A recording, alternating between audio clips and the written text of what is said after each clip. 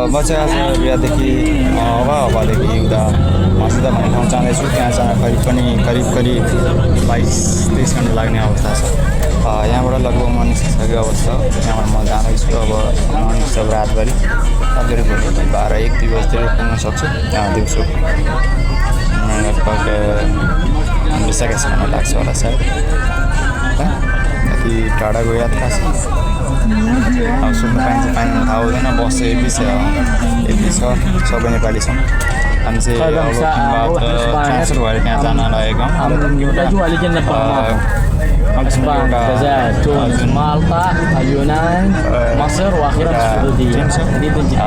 भर्खर लान्चबाट टिम छ। Impact team चाहिँ त्यहाँ सबै आफ्नो प्रोडक्ट देख्नको लागि हामी जाँदैछौँ। ओथीमा भएका विभिन्न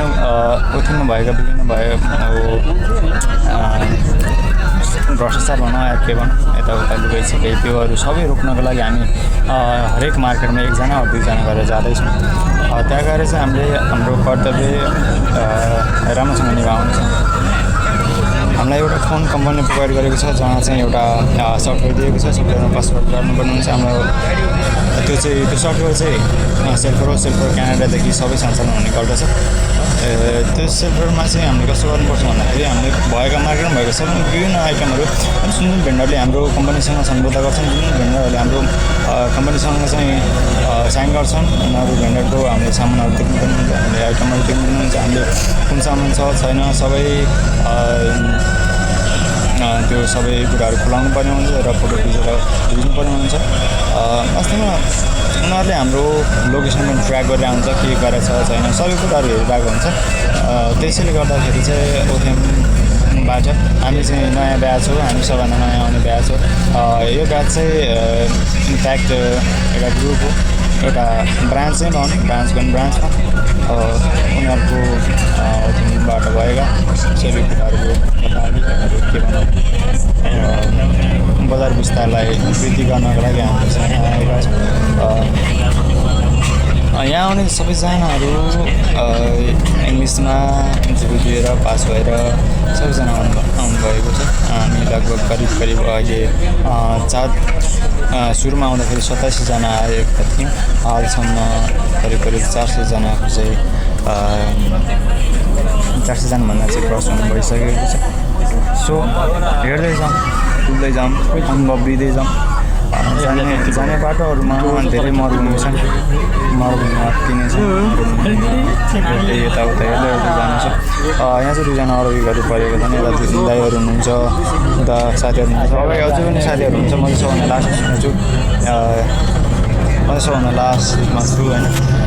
अब कस्तो हुन्छ यात्रा बिस्तारै जानकारी गराउँदैन छु।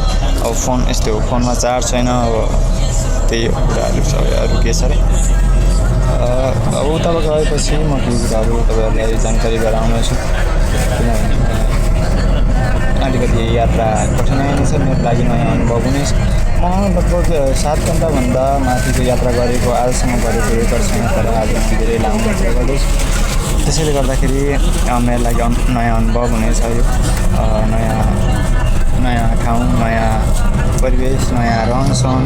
अब हेर्दै जाउँ कस्तो हुन्छ त्यहाँ हुन्छ। मैले सुरुमा आउँदाखेरि जति दुःख भोगेको थिएँ, जति प्रब्लमहरू फेस गरेको थिएँ, मैले त्यहाँ गएर अब पनि फेरि पनि त्यही दुःखहरूलाई उठ्याउनु पर्ने हुन्छ, त्यही दुःखहरू भोग्नु पर्ने हुन्छ। र बिस्तारै दुःखहरूलाई मैले बुझ्दै गर्दै नामै छ इम्प्याक्टको मतलब इम्प्याक्ट स्ट्रेन्थ भन्ने छ। इम्प्याक्ट स्ट्रेन्थको मतलब यो हो कि जहाँ दुःख कष्ट कठिनाइहरू सबैलाई झेल्न सक्ने त्यो एउटा अर्थ हो। त्यसैले गर्दाखेरि म चाहिँ सबै झेल्न तयार छु।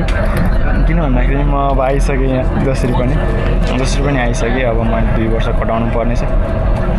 सो म्यानेजमेन्ट होला राम्रो कोही ठाउँमा, तर यसको यहाँको म्यानेजमेन्ट चाहिँ अहिले त्यस्तै खालको छ।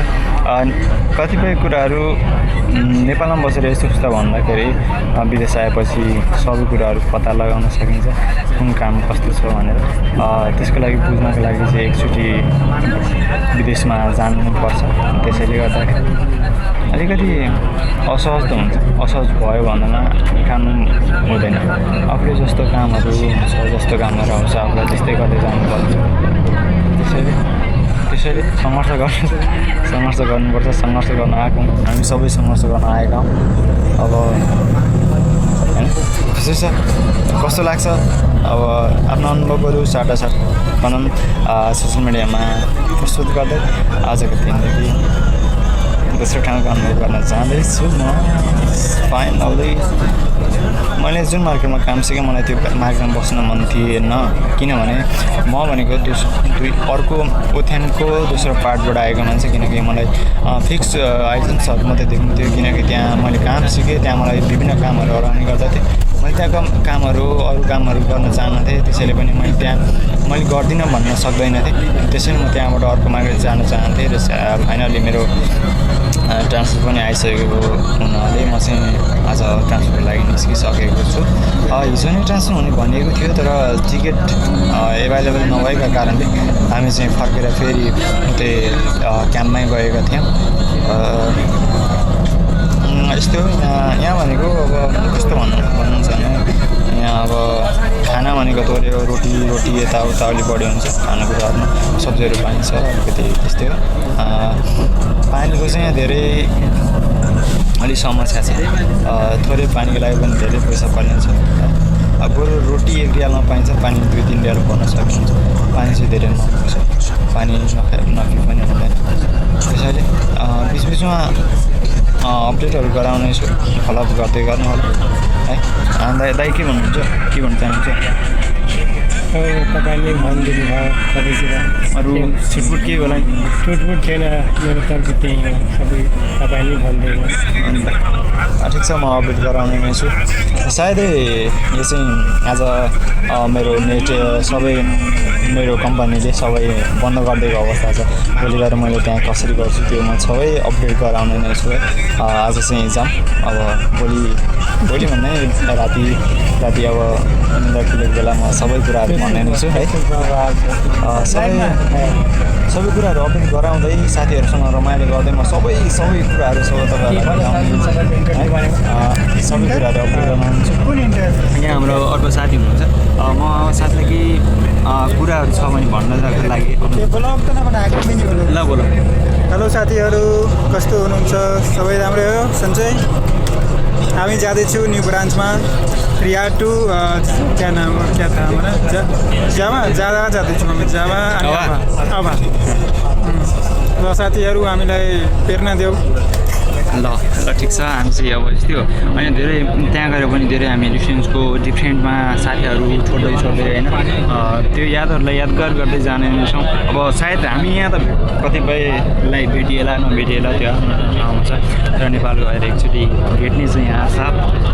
त्यसैले गर्दाखेरि चाहिँ आजबाट हामी अर्को ठाउँमा लागिएका छौँ। केही समयको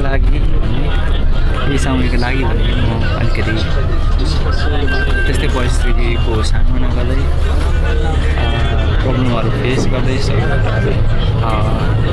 सोसियल मिडिया मार्फत म चाहिँ प्रस्तुत गर्नेछु है। यस्तै छ। अब भेटौँ। यो मेरो एक्सपिरियन्स छ, त्यसैले गर्दाखेरि चाहिँ म सबै कुराहरू अपडेट गराउने नै छु।